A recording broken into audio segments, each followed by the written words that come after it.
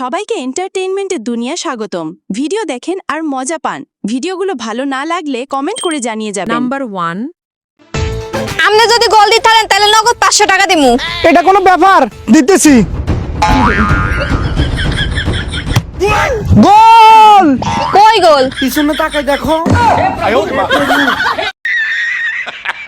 Number 2.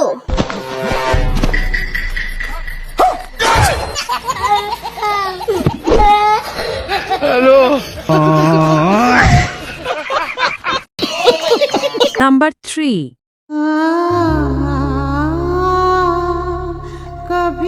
সাসি, বাড়ি ঘরে তো ফাঁকা কে? আর চাচাকু? ভাইস্তা তোমার চাচা বিদেশ গেছে।